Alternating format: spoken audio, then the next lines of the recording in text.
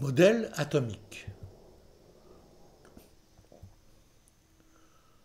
Voici l'ensemble des éléments qui constituent tout ce que vous voyez autour de vous. Toute la matière est une combinaison de ces différents éléments chimiques. Et dans ce cours, on va voir à la base comment sont constitués ces éléments. Vous avez certainement déjà entendu parler du terme atome. Chacun de ces éléments correspond à un certain type d'atome et on va voir comment s'est constituée cette théorie atomique et comment les différents physiciens et chimistes ont imaginé la constitution et la forme de ces atomes. Alors, ces éléments, il y en a une centaine. Hein. Vous avez l'hydrogène, l'hélium, le carbone, le fer, etc. Je ne vais pas tous les citer. Et euh, depuis longtemps, on connaît ces éléments et depuis longtemps, on fait des expériences chimiques, des combinaisons chimiques de ces éléments. Alors, John Dalton, qui était un physicien et un chimiste britannique, il s'était rendu compte que si on veut combiner différents éléments, par exemple si on veut combiner l'oxygène avec l'hydrogène pour faire de l'eau, les proportions qu'il faut pour ces différents éléments ne peuvent pas être n'importe quoi. Il y avait des régularités dans ces différentes proportions et il est venu, il a essayé d'expliquer pourquoi il y avait ces régularités et il a repris l'idée atomique qui était déjà développée par des Grecs, mais de manière assez théorique, en disant que la seule manière pour expliquer ces régularités dans les proportions, c'est d'imaginer que le carbone, l'hydrogène, l'oxygène, etc., sont faits d'éléments de base, des sortes de billes, on va dire, et ces billes, ce sont les atomes. Et donc, quand on mélange, quand on fait une réaction chimique entre, par exemple, l'oxygène et l'hydrogène pour faire de l'eau, en fait, on fait une combinaison de ces billes qui vont se relier les uns aux autres pour former les différentes molécules, aujourd'hui on dirait, qui existent. Alors, son idée à lui, c'était pour expliquer les réactions chimiques. Pour lui, les atomes, c'était des billes de différentes sortes, des billes de carbone, des billes d'hydrogène, etc. Et donc son modèle atomique, c'était un modèle assez simple. Joseph Thomson, qui était un physicien écossais, qui a eu le prix Nobel notamment pour avoir découvert l'existence des électrons, a repris l'idée de Dalton en disant, ok, il existe des sortes de billes qu'on va appeler des atomes, mais ces billes sont eux-mêmes constituées d'autre chose. Vu que j'ai réussi à extraire de la matière des électrons, c'est que ces électrons sont des constituants des atomes. Et on savait déjà, il savait que les électrons étaient des éléments chargés, des particules chargées négativement. Et on savait par ailleurs qu'un atome est électriquement neutre. Alors comment c'est possible qu'il y ait des particules négatives dans un atome et que l'atome lui-même soit neutre? Alors il est venu, il a proposé un modèle pour intégrer ces découvertes en disant que ces électrons devaient baigner dans une sorte de gelée qui était lui-même de charge positive.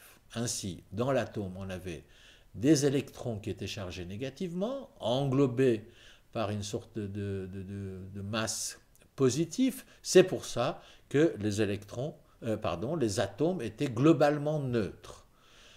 Voilà le modèle de M. Thomson. Donc, des électrons négatifs englobés d'une sorte de glu positive. Ce n'est pas tout. En partant de ce modèle, un autre physicien, qui était M. Rutherford, qui est un physicien britannique, et qui avait notamment découvert des particules qu'on appelle des particules alpha, vous allez voir ça plus loin, ce sont des noyaux des atomes d'hélium, des particules alpha qui sont chargées positivement, et il s'est dit, si l'atome est tel que décrit Thomson, on devrait pouvoir bombarder la matière, donc les atomes, par des particules alpha, et étant donné que les électrons sont tout petits, sont beaucoup plus petits, disons proportionnellement, dans ce que j'ai dessiné sur l'écran, et que les charges positives sont réparties dans une sorte de gelée pas trop dense, donc ces particules alpha doivent pouvoir traverser les atomes sans trop de difficultés, sans trop être déviées. Donc il a fait l'expérience en bombardant la matière avec des particules alpha, et il n'a pas obtenu ce qu'il pensait. Certaines particules alpha étaient déviées, comme s'ils se heurtaient contre quelque chose, comme s'ils rebondissaient sur un objet qui serait à l'intérieur des atomes. À partir de là, il est dit donc le modèle de Thomson n'est pas tout à fait juste.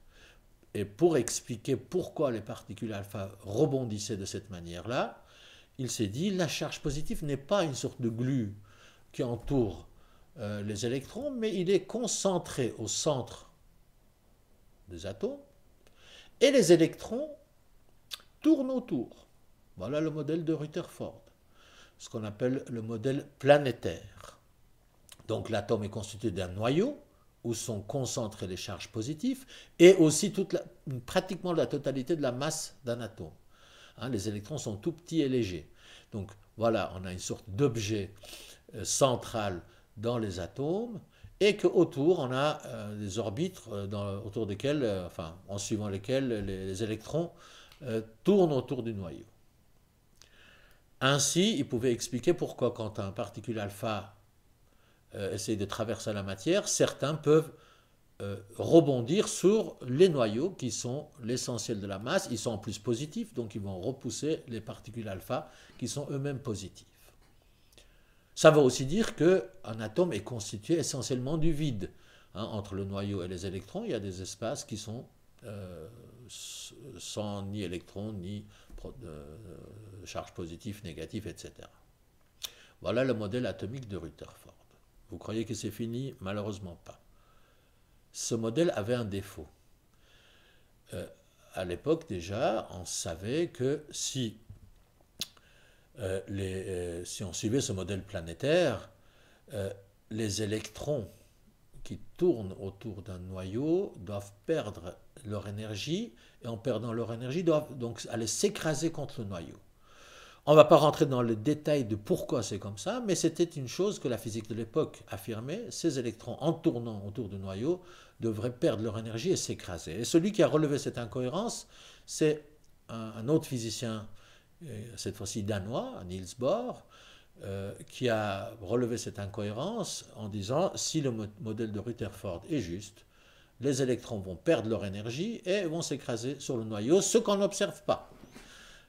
Si les atomes sont des choses relativement stables, et donc les électrons doivent pouvoir tourner autour de ces noyaux sans aller s'écraser. Alors il a eu une autre idée en prenant certaines connaissances nouvelles de l'époque en disant ok, les électrons sont autour du noyau, ils peuvent être sur des orbites, mais lui il appelait plus des orbites, il appelait ça des couches électroniques, donc autour du noyau il y avait des couches électroniques, et la différence avec les orbites, c'est important, c'est subtil, et c'est difficilement, disons, montrable sur un schéma. Je vais essayer d'expliquer quelle est la différence entre ces deux.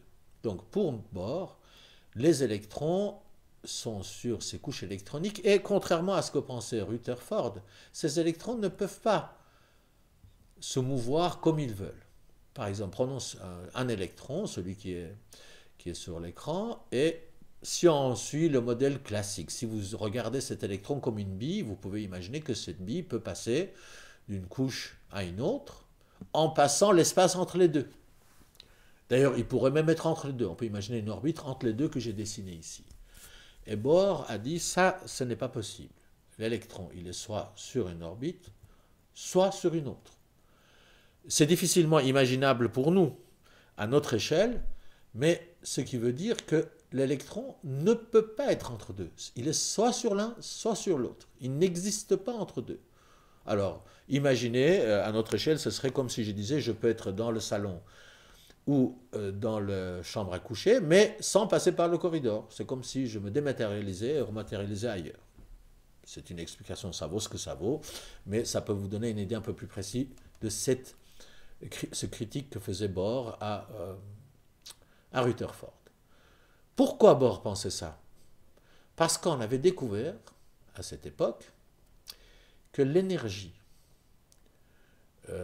n'était pas une chose continue, que dans la nature, il y avait des paquets minimaux d'énergie, et que donc on ne pouvait pas donner de l'énergie ou prendre l'énergie autrement que par ces petits paquets. pour essayer d'être un peu plus clair. Regardez cet électron. L'électron, quand il est proche du noyau, il a moins d'énergie. C'est des couches où l'énergie des électrons sont le moins grande. Donc quand il passe d'une couche supérieure vers une couche inférieure, il émet un peu d'énergie. Mais il ne peut pas émettre n'importe quelle quantité. Il y a une quantité minimum d'énergie qu'il peut émettre.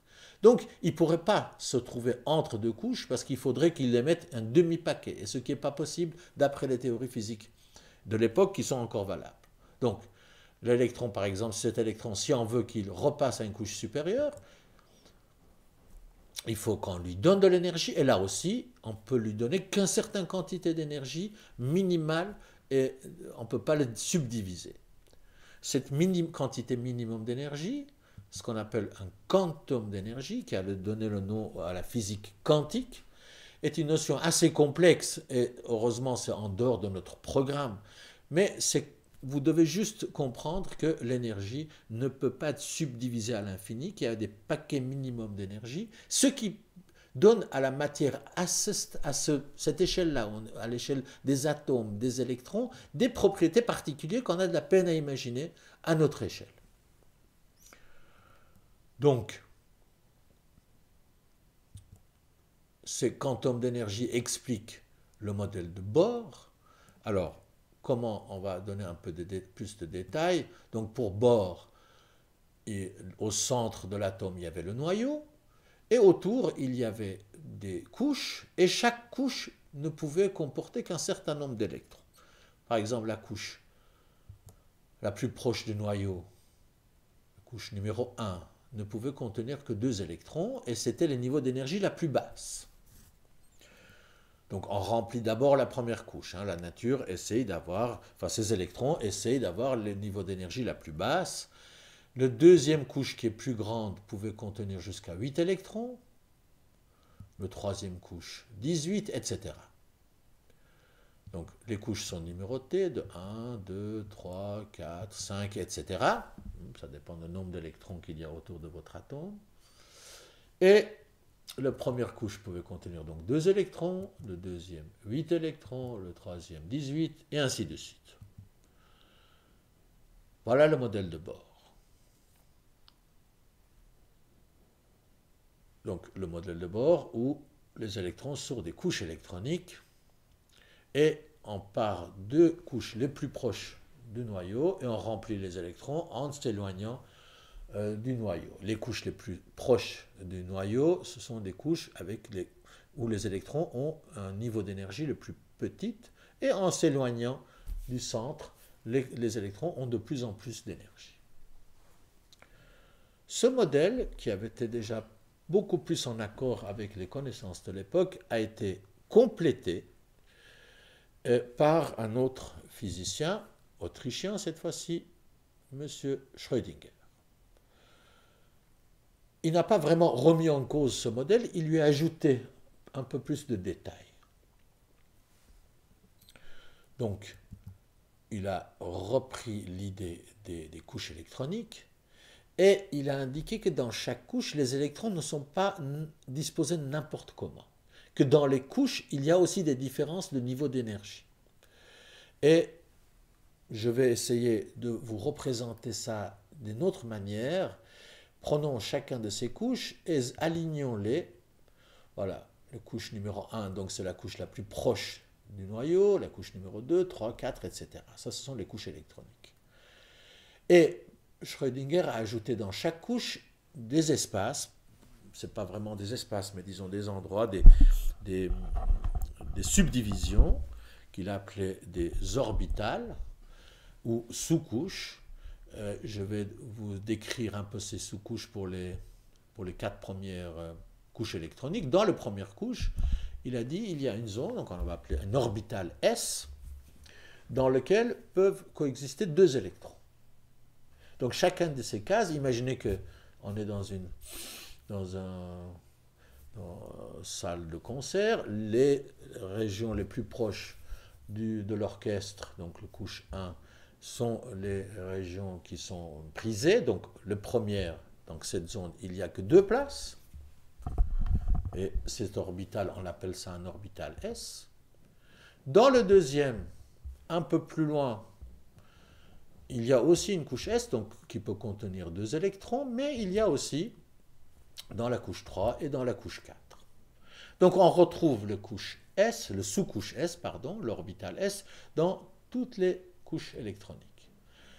Dans la première couche, il n'y a que un orbital S. Dans le deuxième, en plus de l'orbital S, il y a un orbital P qui a lui-même divisé en trois ondes, chacun pouvant contenir 2 électrons. Donc l'orbital P peut contenir jusqu'à 6 électrons.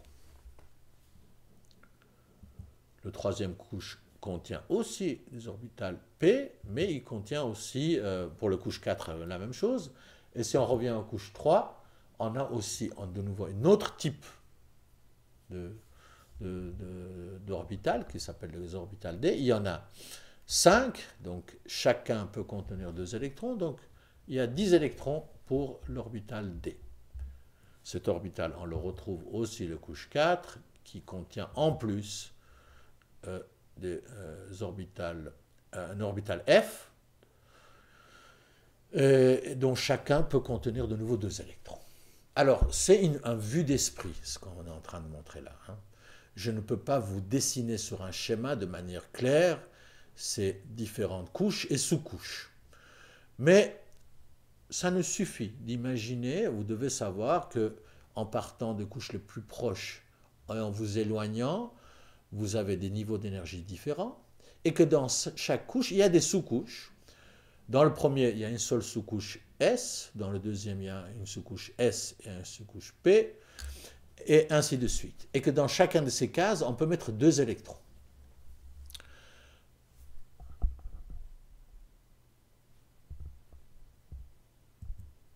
Donc, juste aussi pour pouvoir les nommer, vous voyez, il y a plusieurs couches S dans les différents orbitales S dans différentes sous-couches.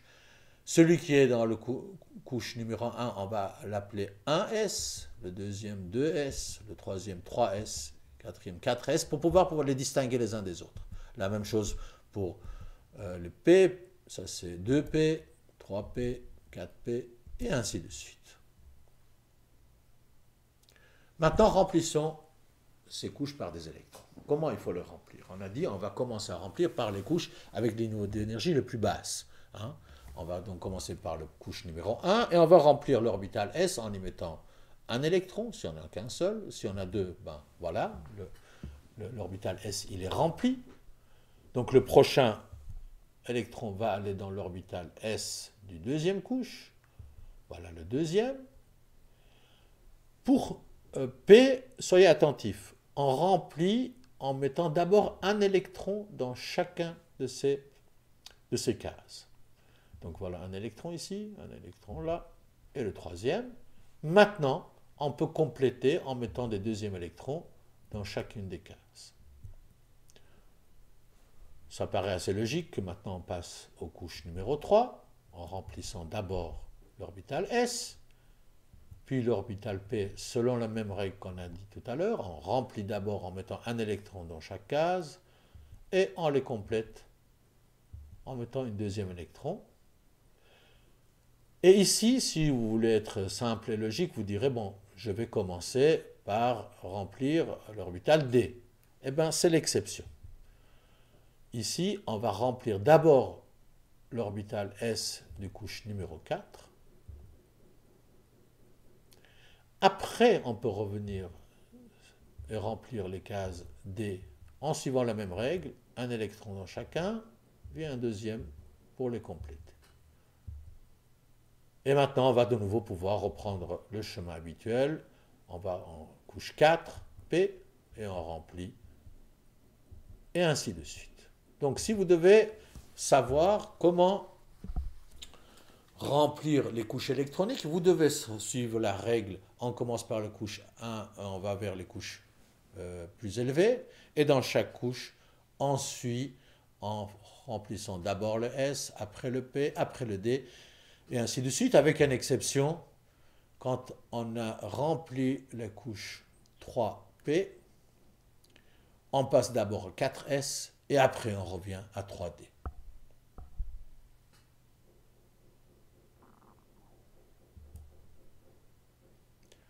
Prenons un cas un peu plus concret. Prenons l'atome d'oxygène. Et on voudrait savoir comment les électrons autour de cet atome, autour du noyau de cet atome d'oxygène, sont disposés. Pour ça, il faut qu'on sache combien d'électrons gravitent autour d'un noyau d'oxygène. Et on peut le savoir en regardant le tableau périodique.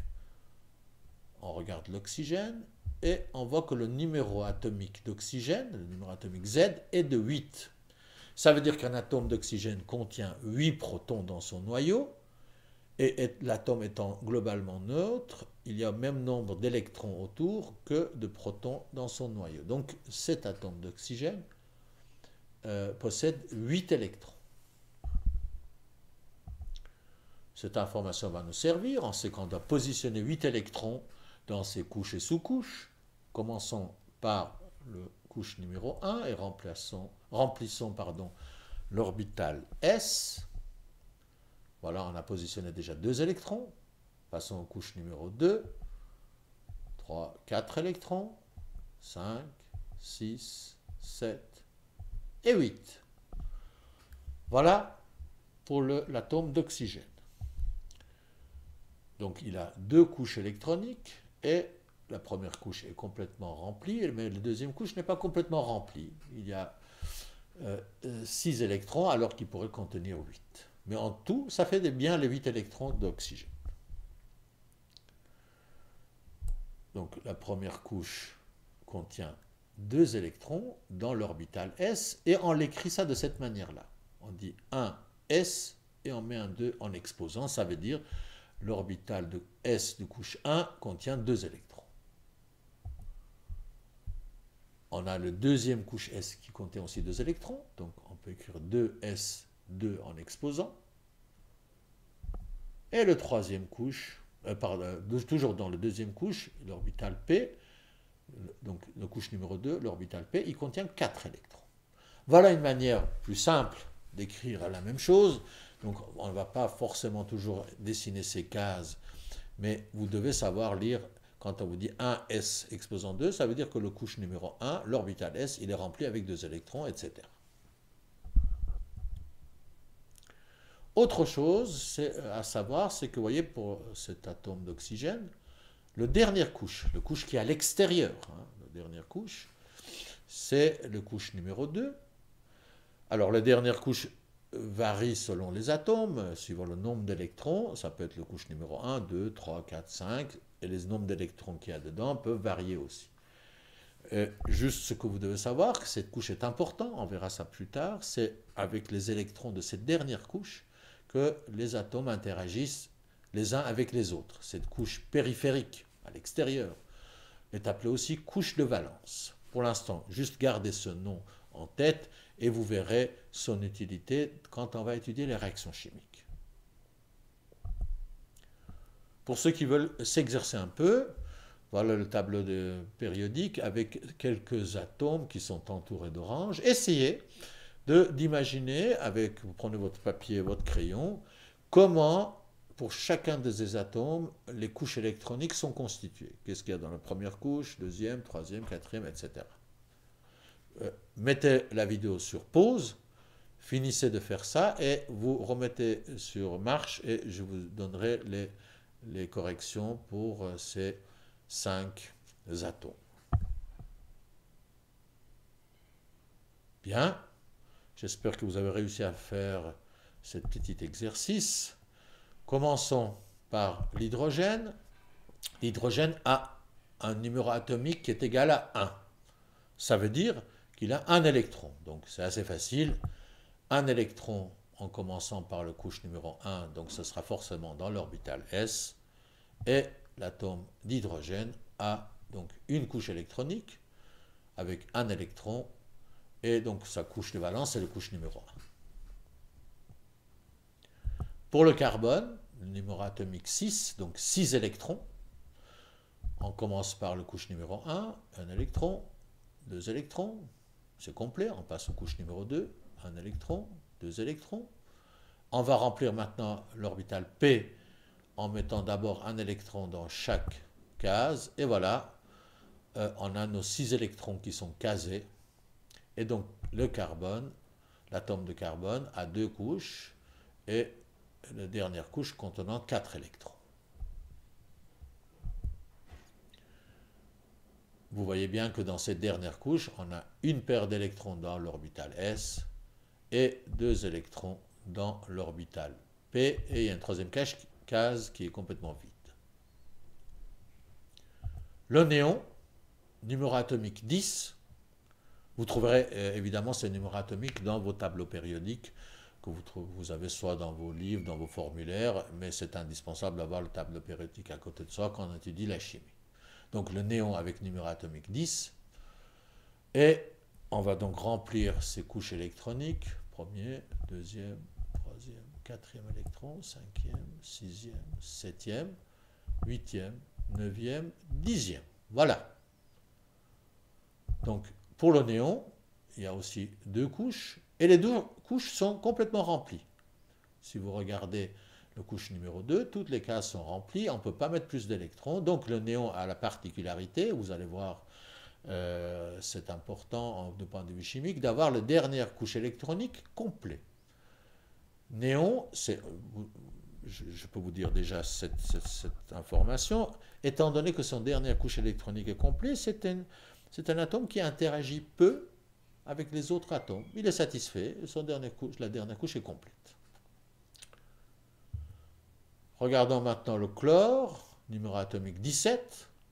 Ça va prendre un peu de temps, je vais aller rapidement. Premier, deuxième, troisième, quatrième, cinquième, sixième, septième, huitième, neuvième, dixième, onzième, douzième, treizième, quatorzième, 15, 16, 17. Voilà. Donc la dernière couche, c'est la couche 3, qui contient 7 électrons. Remarquez que l'orbital D ne contient rien du tout. Donc il y a encore de la place dans cette dernière couche pour mettre d'autres électrons.